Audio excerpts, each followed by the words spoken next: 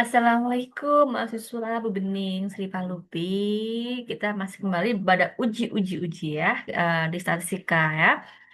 Nah, kemarin kita bahas uji normalitas ya, karena sebagian besar mahasiswa belum bisa menginterpretasikan hasilnya dalam SPSS. Akan saya jelaskan one by one ya, satu persatu. Nah, hari ini kita akan membahas tentang uji homogenitas. Saya pastikan ya, kemarin tutorial yang cukup bening ya, semua mahasiswa bisa mempraktikkan uji analisis homogenitas. Tapi sayangnya, sebagian besar mahasiswa itu tidak membaca materi dari awal. Mahasiswa hanya fokus praktik uji homogenitas itu apa saja langkahnya tanpa mengerti apa isi maksudnya tentang dalam interpretasinya. Nah, padahal kemarin di materi uji homogenitas sudah saya sampaikan bagaimana uji homogenitas dan bagaimana interpretasinya. Tapi mahasiswa juga sama sampai kemarin saya uji itu tidak bisa menjelaskan hasilnya. Oke, baik langsung saja cus di eh, interpretasi hasil ya. Nah, ini ya, uji homogenitas dalam ANOVA ya. Kemarin ada kan tabel uji homogenitasnya. Ya, ini hanya kalau ini hanya ini ya. Kalau ini tuh hanya contoh saja ya. Nanti akan kita dalami bersama-sama bagaimana uji homogenitas dalam one way ANOVA dan Levene test ya. Nah, jadi buat apa sih homogenitas Ibu Bening? Besok kalau ujian lisan harus bisa menjawab. Jadi asumsinya bahwa varians atau keragaman data antar kelompok yang dibandingkan itu sama atau setara. Jadi kalau mahasiswa membandingkan hasil belajar kelas A dan B, seenggaknya kelas A dan B itu setara untuk dibandingkan apple to apple bahasa gaulnya ya. Jadi kalau kita mau membandingkan eh, satu kelompok dan kelompok lainnya itu harus setara. Baik bukan kalau dalam segi pendidikan ya bisa akreditasinya sama, backgroundnya sama, mungkin gurunya mengajar juga sama. Jadi bisa apple to apple dibandingkan. Jadi ada namanya uji homogenitas. Mengapa penting? Karena ANOVA, pakai ANOVA ya Bu. ANOVA ya Mbak, ANOVA itu sensitif terhadap perbedaan varian. Kalau variannya berbeda, kenapa sih bisa diuji perbedaannya? Nggak bisa ya. Dan menjamin validitas hasil uji statistik dan mencegah kesalahan tipe satu atau false positif. Jadi kalau kita mau analisis uji analisis statistik parametrik gitu ya, kita harus paham bahwa itu bisa nggak layak nggak dibandingkan gitu ya. Kalau nggak layak dibandingkan ya jangan dibandingkan gitu ya. Berarti kayak lagunya kalau dalam mahasiswa tuh emang mahasiswa itu mau ya dibanding-bandingkan sama teman-teman lain kan nggak mau juga ya. Kalau mau dibandingkan yang apple to apple gitu ya. Nah, itu namanya uji homogenitas. Nah, apa itu Levene statistik? Nah, Levene statistik itu uji statistik yang mengukur kesamaan varians antar kelompok. Nilai yang lebih kecil menunjukkan varians yang lebih mirip. Jadi, eh, kalau homogen itu ya variansnya setidaknya mirip gitu ya. Kriteria keputusannya bagaimana bening. Nah, jadi kalau sigma lebih dari 0,05, 0,05 itu alfa ya, sudah saya jelaskan di uji normalitas kemarin. Hak nolnya diterima, artinya data homogen. Kalau sigma kurang dari 0,05, maka hak nolnya ditolak atau tidak homogen. Hipotesis nolnya ya, varians antar kelompoknya sama, data memenuhi asumsi homogenitas. Tapi kalau H1, hipotesis alternatif itu varians antar kelompoknya berbeda, data tidak memenuhi asumsi homogenitas. Nah, itu kemarin mahasiswa tuh banyak sekali yang praktek uji homogenitas, tapi tidak mampu menjelaskan secara lisan. Akan saya ungkapkan dengan seksama ya. Kemarin mahasiswa ya, waktu uji statistik dengan saya, ujian ATS itu hasilnya berapa Mbak homogenitasnya? Ini Bu, 548.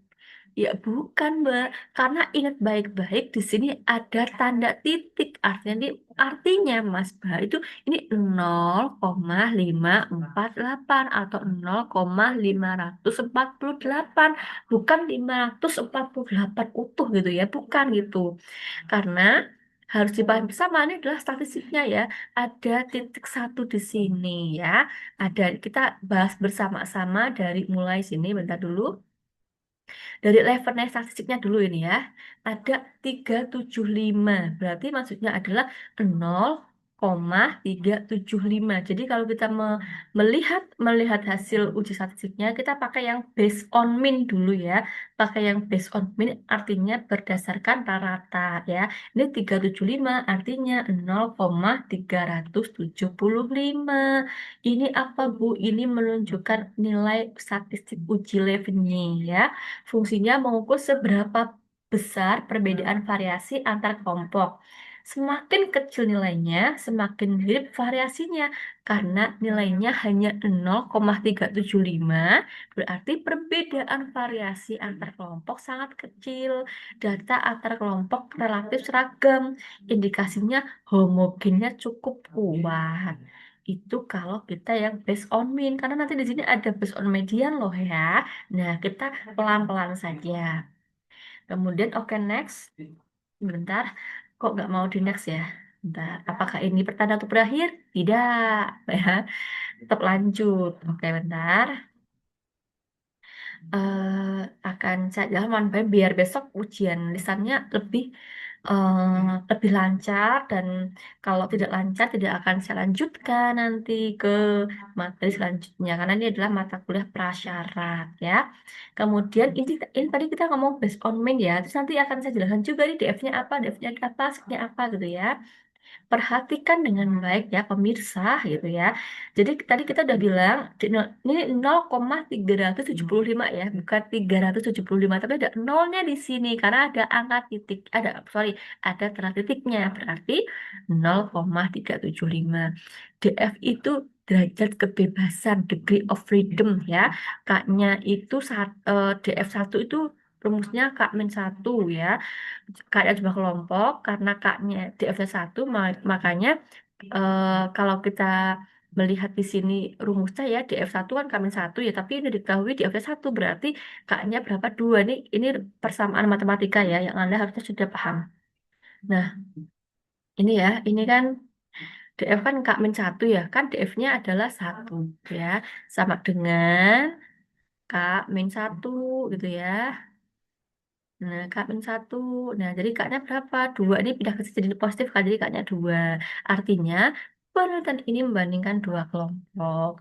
Kemudian kalau DF2 ini ya, derajat kebebasan bagian bawah ya, rumus umumnya itu DF2, nanti sorry, N besar kurangi K. N kan jumlah seluruh sampel ya.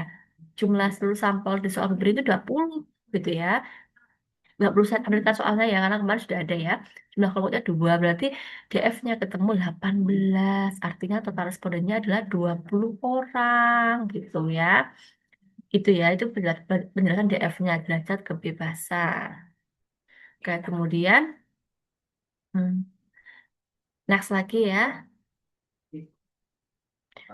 nanti kita mau ngomongin SIG Bu oke siap nanti kita ngomong SIG ya biar mahasiswa itu paham set angka yang muncul maksudnya apa karena kalau tidak tahu nanti kedadapan ya ini mata kuliah yang sangat berhubungan dengan tesis Anda skripsi Anda gitu ya nah kemudian ini kadang-kadang kalau saya slide tuh nggak bisa di next mbak mungkin aku tuh udah mau gitu ya udah mau pengen ngaso gitu ya pengen berhenti gitu ya oke nah ini ya nah, ini 548 ini adalah dibacanya 0,548, bukan 5, bukan bukan 548. Ingat baik-baik di sini tuh ada apa? Ada tanda titiknya ya. Artinya ini 0,548. Ini angka yang paling penting karena ini adalah sig ya. Sig itu maksudnya signifikansi, p-value atau probabilitas kesalahan interpretasinya sama ya. Kita pakai alfa yang 0,05. Sudah saya jelaskan kenapa alfa 0,5 ya. Interpretasinya adalah 0,548 itu kan lebih dari 0,05 ya. Kita tadi dari slide pertama itu ada H0, hipotesis 0. Jadi karena signya lebih dari 0,05, H0-nya diterima. Varian satunya makanya homogen. Nah, syarat ANOVA yang terpenuhi. Makna ilmiahnya apa, Bening? Jadi perbedaan variasi antara kelompok sangat kecil sehingga dianggap berasal dari populasi dengan variasi yang sama.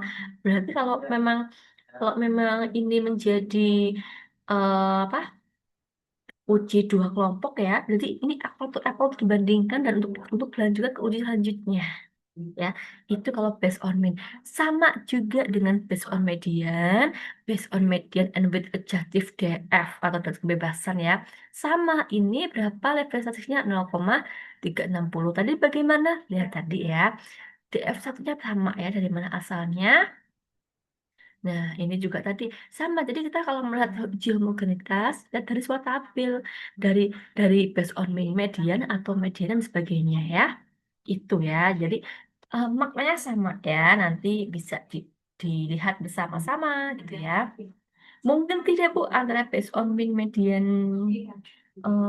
total itu berbeda. Nah, mungkin sebenarnya bukan berbeda ya, tapi hanya angkanya yang berbeda sedikit. Kenapa? Karena penghitungannya yang berbeda gitu ya.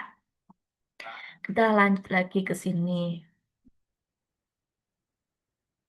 Nah, ini ya tadi kita pernah 0,548 di sini ya. Nah, ini kita bisa pakai yang ini juga kok ya, yang 0,548. Ingat baik-baik ini 0,548 bukan 548 tanpa 0 koma ya.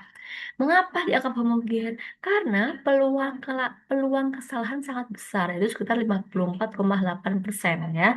Artinya tidak ada bukti yang kuat bahwa varian kelompoknya berbeda, kedua kelompoknya berbeda, sehingga SPSS menganggap perbedaan variansi itu hanyalah kebetulan saja. Nah, ini ya. Ini biasanya kenapa? Karena biasanya kalau saya share screen tadi itu susah di next slide lagi ya. Oke, kemudian kita akan melihat tabel sama ya. Kalau kita melihat tabel yang ANOVA, sekarang kita melihat tabel yang ANOVA ya. Ini kok ke posting dua ya. Baik, kita lihat yang ANOVA nih. Ini gimana Bu? Kita selain Mbak Mas, selain melihat tabel yang di atas ya, kan tadi ketika kita uji homogenitas ada dua tabel nih. Ada test of homogeneity, ada sorry ada tes homogeneity yang di sini ya, dan ada ANOVA. Nah, nanti akan kita bersama-sama baca bersama-sama ya.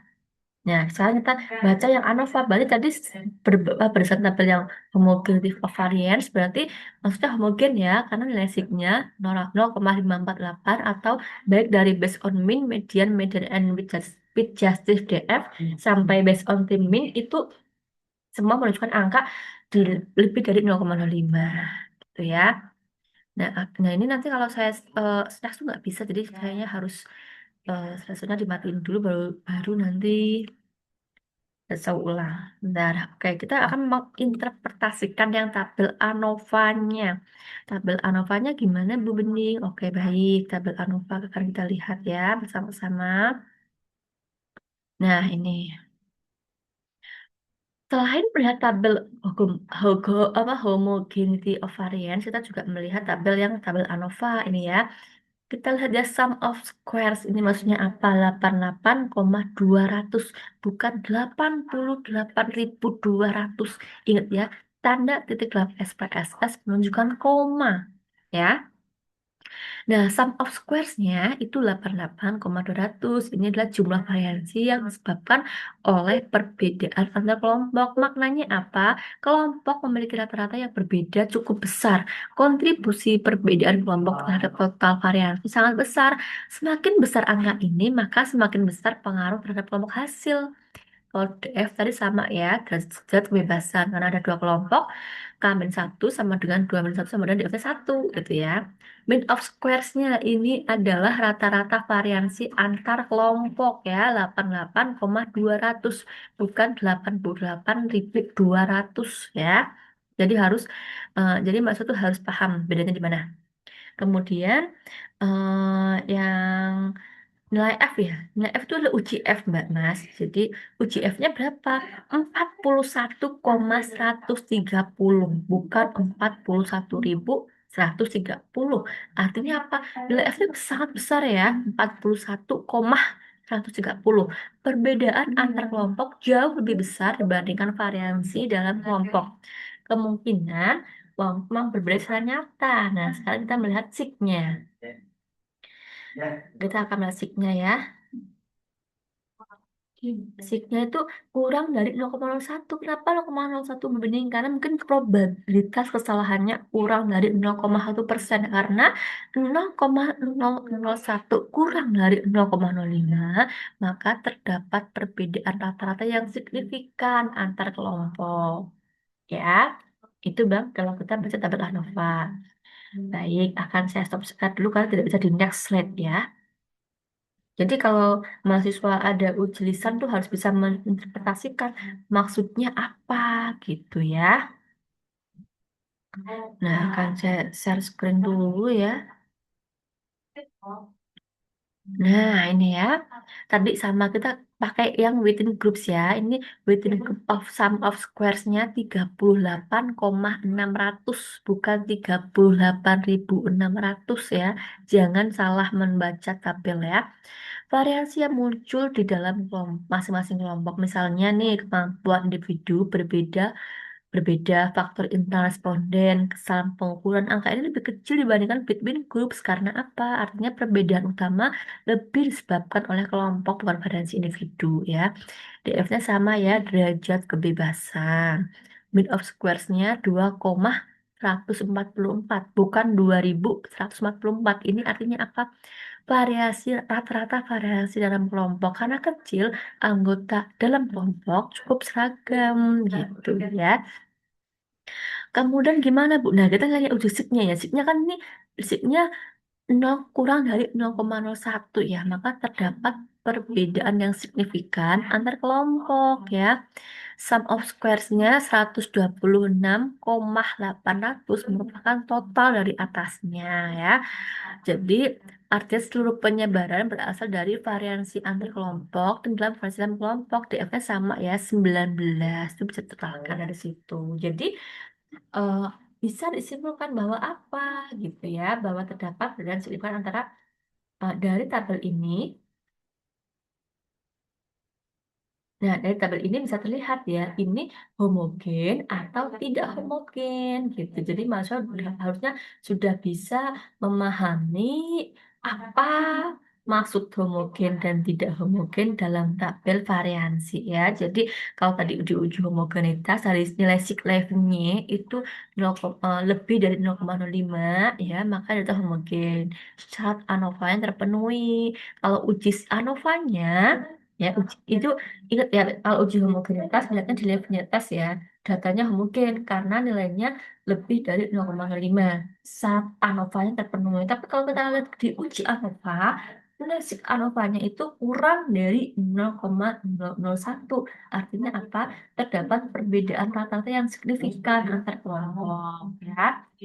Jadi mahasiswa tolong eh, baik disampaikan baik-baik bahwa kalau kita menginterpretasikan hasil uji homogenitas harus paham berdasarkan hasil uji homogenitas menggunakan labnya tes diperoleh nilai signifikansi sebesar lihat tabel levelnya ya lebih dari 0,5 sehingga dapat disimpulkan bahwa varian data antar kelompok bersifat homogen.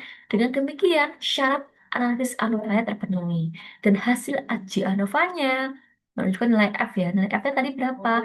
41 ya, 130 dengan signifikansi kurang dari 0,001 nilai sig tadi ya. Sehingga terdapat perbedaan rata-rata yang signifikan antar kelompok yang diteliti. Jadi Mas Mbak tolong bisa dipahami, diresapi ya besok ujian saya seperti apa dan soal-soal yang saya zoom rekaman zoom di sini akan saya keluarkan dalam bentuk pilihan ganda ya. Jadi tolong kalau pilihan ganda seharusnya mahasiswa lebih mudah ya. Nanti soal pilihan ganda itu dijawab dengan skor minimal 75 boleh mengulang dan belum nampak kecuali tidak akan selanjutkan ke materi selanjutnya. Pokoknya nanti mahasiswa akan berkecimpung dengan itu semua ya. Sekian dari saya, mahasiswaku. Semoga semakin semangat menyambut statistika. Terima kasih dari saya. Wassalamualaikum warahmatullahi wabarakatuh.